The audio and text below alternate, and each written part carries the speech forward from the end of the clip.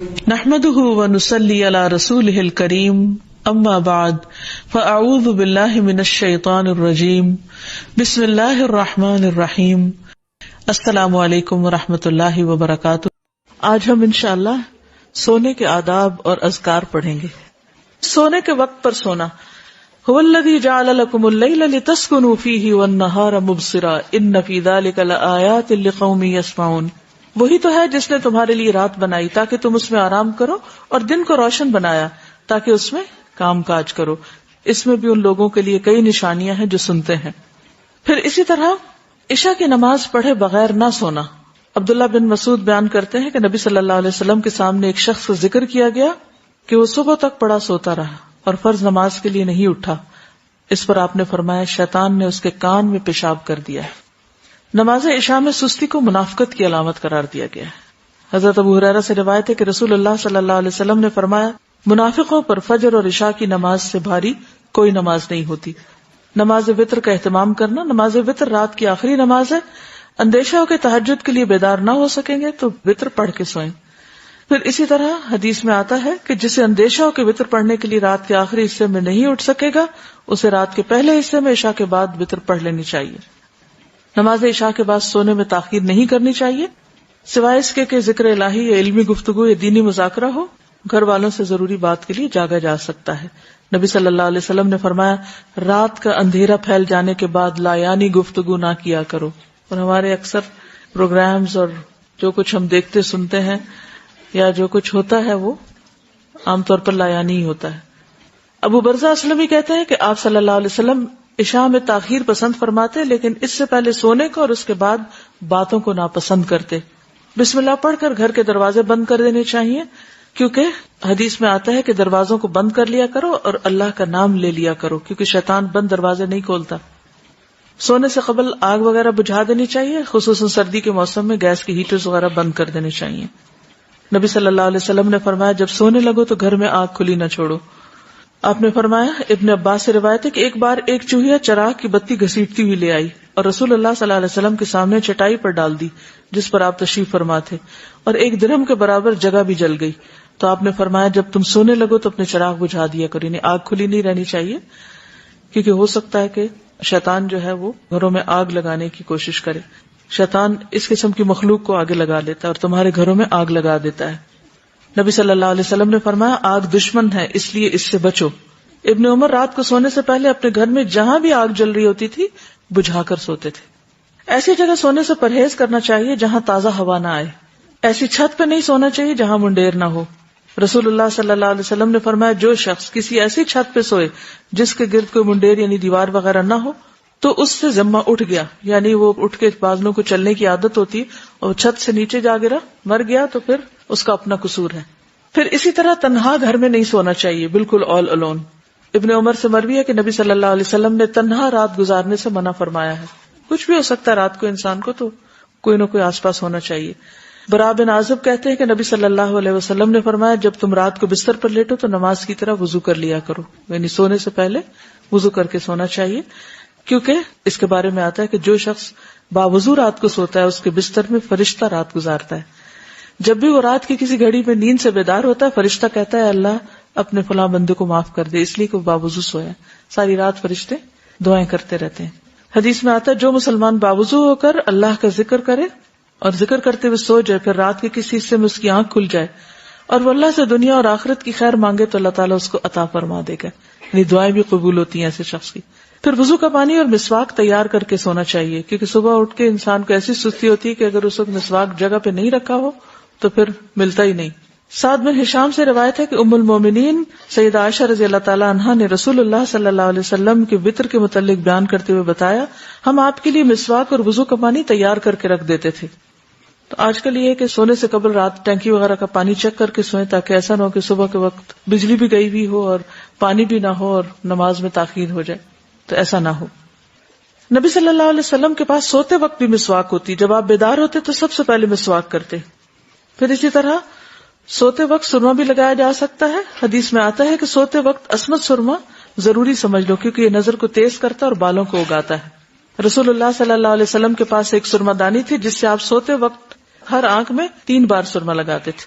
ابو ہریرہ سے روایت ہے رسول اللہ صلی اللہ علیہ وسلم نے فرمایا کہ جب تم میں سے کوئی بستر پہ جائے تو اپنے تہبند کا کونا پکڑے اور اس سے اپنا بستر جھاڑے، یعنی بستر جھاڑ کے لیٹے، بسم اللہ پڑھے، کیونکہ وہ نہیں جانتا کہ اس کے بعد اس کے بستر پر کون آیا. یعنی دن میں اب آپ یہاں ہیں، جیسے ادھر ادھر کام کر رہے ہیں تو آپ کو نہیں پتا بستر پہ کیا چیز چڑھ کے سو رہی ہے، تو جب سونے لگے تو ایک دفعہ بستر کو جھاڑ لیں.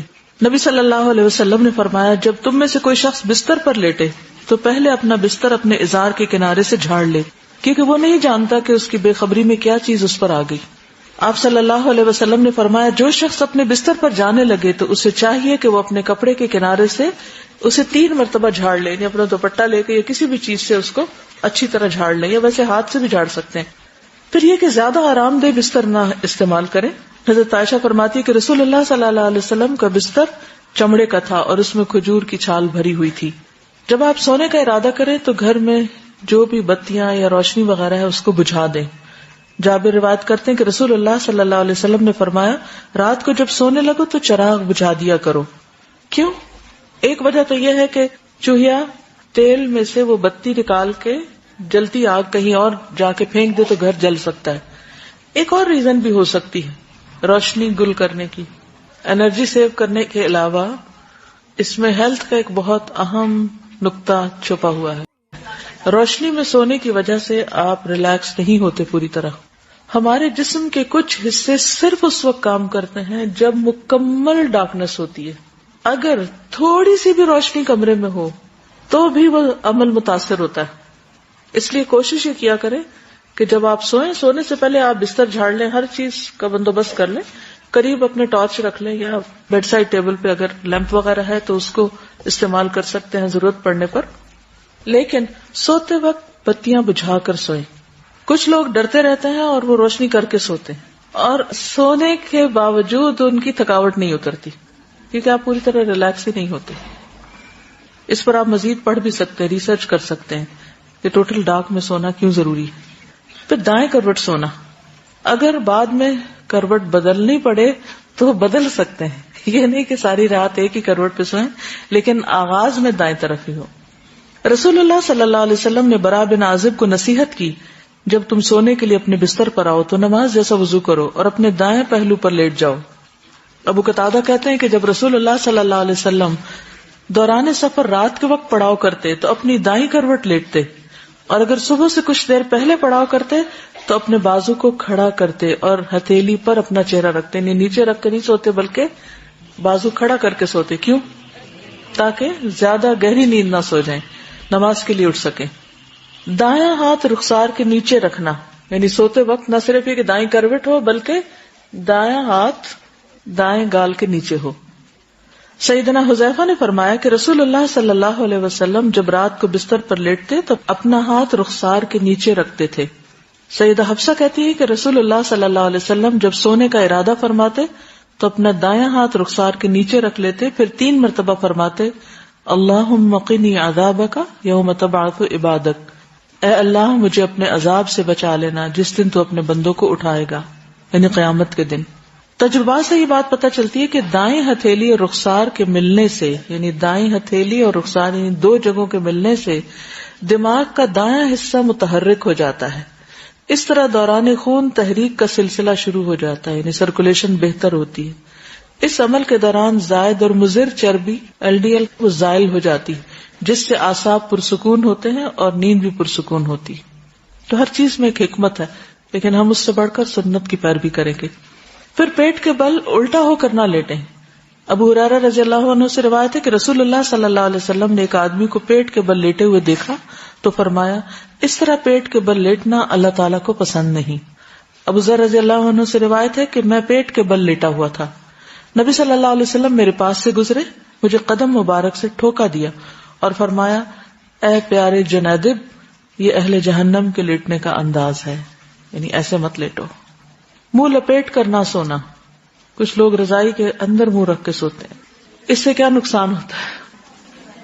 آکسیجن نہیں ملتی اور کاربن ڈائی آکسائڈ ہی انہیل کرتے رہتے ہیں بار بار. اب ساری رات اگر یہی کام کریں گے تو صبح فریش کیسے اٹھیں گے؟ پھر اللہ کا ذکر کرنا. نبی صلی اللہ علیہ وسلم نے فرمایا جو آدمی اپنے بستر پر آئے لیکن اللہ کا ذکر نہ کرے وہ بھی اس کے لیے باعث حسرت ہوگا. یعنی بستر اس کے خلاف گواہی دے گا. عبداللہ بن مسعود کہتے ہیں کہ اللہ کا ذکر کرتے وقت نیند کا آنا شیطان کی طرف سے ہے. یعنی اللہ کے ذکر کے دوران سونا شیطان کی طرف سے. اگر چاہو تجربہ کر کے دیکھ لو, اور جب تم میں سے کوئی سونے کا ارادہ کرے تو اللہ تعالیٰ کا ذکر کرے. تسبیحات فاطمہ پڑھنا یہ ہر تھکاوٹ کا علاج بھی ہے. سیدنا علی سے روایت ہے کہ فاطمہ رضی اللہ تعالیٰ عنہا کے ہاتھوں میں چکی پیسنے کی وجہ سے تکلیف ہو گئی, گٹھے پڑ گئے, تو وہ اس کی شکایت لے کر نبی صلی اللہ علیہ وسلم کی خدمت میں حاضر ہوئی, کیونکہ انہیں پتا چلا تھا کہ آپ کے پاس کچھ غلام آئے ہیں, لیکن ان کی ملاقات نبی صلی اللہ علیہ وسلم سے نہ ہو سکی. اس لیے حضرت فاطمہ نے حضرت عائشہ سے اس بات کا ذکر کیا. جب آپ گھر تشریف لائے تو حضرت عائشہ نے اس کا تذکرہ کیا. حضرت علی بیان کرتے ہیں, پھر آپ ہمارے ہاں تشریف لائے, ہم اس وقت اپنے بستروں پر لیٹ چکے تھے, ہم نے اٹھنا چاہا تو آپ نے فرمایا تم دونوں لیٹے رہو. پھر آپ میرے اور فاطمہ کے درمیان بیٹھ گئے. میں نے آپ صلی اللہ علیہ وسلم کے قدموں کی ٹھنڈک اپنے پیٹ پر محسوس کی. پھر آپ نے فرمایا تم دونوں نے جو چیز مجھ سے مانگی ہے کیا میں اس سے بہتر چیز نہ دوں, کیا اس سے بہتر بات نہ بتاؤں؟ جب تم اپنے بستر پر لیٹ جاؤ تو 33 بار سبحان اللہ, 33 بار الحمدللہ اور 34 بار اللہ اکبر کہو, یہ تمہارے لیے خادم سے زیادہ بہتر ہے. اس میں کیا سیکھنے کی بات ہے کہ جب بچے کو مطالبہ لے کر آئے تو کیا کرنا چاہیے, ان کی توجہ اس سے بہتر بات کی طرف کر دینی چاہیے. یعنی اگر آپ نے کچھ نہ دینا ہو تو ایک اچھی بات ہی بتا دیں. عموماً ہم کیا کرتے ہیں, جب ہم بچوں کو کچھ دینا نہیں چاہتے تو پھر کیا کرتے ہیں, ڈانٹ ڈپٹ کو بھیج دیتے ہیں. تو بہتر ہے کہ کوئی اچھی بات بتا دیں ان کو. آیت الکرسی پڑھنا. آیت الکرسی شیطان سے محفوظ رکھنے والی آیت ہے. وہ مشہور روایت جس میں سیدنا ابی ابن کعب اپنے والد سے روایت کرتے ہیں کہ ان کے کھجوروں کے کھیت تھے, وہ اس میں کمی دیکھتے, یعنی ان کی چوری ہوتی تھی. ایک رات انہوں نے چور پکڑ لیا. وہ ایک جانور سے مشابہ ایک نوعمر لڑکا تھا, جانور جیسی شکل تھی. انہوں نے سلام کیا تو اس نے جواب دیا. پوچھا تم کون ہو, جن ہو یا انسان؟ اس نے کہا میں جن ہوں. انہوں نے کہا اپنا ہاتھ میری طرف بڑھاؤ. اس نے اپنا ہاتھ بڑھایا. اس کا ہاتھ کتے کے ہاتھ کی طرح تھا, بال کتے کے بال کی طرح تھے. انہوں نے پوچھا کیا اس طرح جنوں کی تخلیق ہوئی, یعنی ایسی شکل ہوتی ہے؟ اس نے کہا میں یہ جانتا ہوں کہ جنوں میں مجھ سے زیادہ شدید اور کوئی نہیں. یعنی یہ نہیں بتایا, لیکن کہا کہ میں ایک قوی جن ہوں. انہوں نے کہا تم میرے پاس کیوں آئے ہو؟ اس نے کہا مجھے خبر ملی ہے کہ تم صدقہ کرنا بہت پسند کرتے ہو, تو میں تمہارے کھانے میں سے اپنا حصہ لینے آیا ہوں. انہوں نے کہا کیا چیز تم سے بچا سکتی ہے؟ اس نے کہا وہ آیت جو سورۃ البقرہ میں ہے, یعنی آیت الکرسی. لفظ نہیں آیت الکرسی بولا. جو کوئی اس کو رات کے وقت پڑھے گا وہ صبح تک مجھ سے پناہ میں رہے گا, اور جو صبح اسے پڑھے گا وہ رات تک مجھ سے پناہ میں رہے گا. پھر جب صبح کو انہوں نے اس بات کا ذکر نبی صلی اللہ علیہ وسلم سے کیا تو آپ نے فرمایا اس خبیث نے سچ کہا. آپ کی تو نہیں کبھی چوری ہوئی, کوئی چیز کم تو نہیں ہوئی؟ عام طور پر جب کوئی چیز چوری ہو جاتی ہے, کم ہو جاتی ہے, تو ہم صرف انسانوں پر ہی شک کرتے ہیں. اس میں ایک احتمال یہ بھی رکھیے کہ شیاطین ہیں یا شیطانوں کے چیلے ہیں جو یہ کام کرتے ہیں. تو ان سب سے بچنے کے لیے کیا کرنا چاہیے؟ جی, تو رات سوتے وقت ہم تو سو جاتے ہیں, بے ہوش ہو جاتے ہیں, ہمیں کیا خبر کہ کیا ہو رہا ہے آس پاس.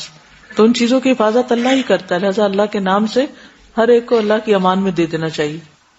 آیت الکرسی تو سب کو آتی, نہیں آتی تو یاد کر لیجیے. پھر دوسری روایت حضرت ابو ہریرہ والی بھی ہے اس سلسلے میں, جن کو صدقہ فطر پر مقرر کیا گیا اور 3 رات تک شیطان آتا رہا اور وہ اس میں سے چرانے کی کوشش کر رہا تھا, تو حضرت ابو ہریرہ پکڑ لیتے تھے. اور پھر آخر میں کیا اس نے بتایا کہ اگر تم آیت الکرسی پڑھ لو تو ایک فرشتہ رات بھر تیری حفاظت کرے گا اور شیطان تمہارے قریب بھی نہ آئے گا. نبی صلی اللہ علیہ وسلم کو جب یہ بات پتا چلی تو آپ نے فرمایا ہاں اس نے تجھ سے سچی بات کہی لیکن وہ خود جھوٹا ہے. اے ابو ہریرہ کیا تمہیں معلوم ہے یہ 3 رات سے کون تمہارے پاس آ رہا تھا؟ ابو ہریرہ نے عرض کیا نہیں. آپ نے فرمایا وہ شیطان تھا. یہ صحیح بخاری کی روایت ہے. تو اس میں ہم میں سے ہر ایک کو اپنے سامان کی حفاظت کے لیے کیا کرنا چاہیے؟ آیت الکرسی پڑھنی چاہیے. چوروں پہ نظر ضرور رکھنی چاہیے, لیکن دوسرے چور بھی ہو سکتے ہیں.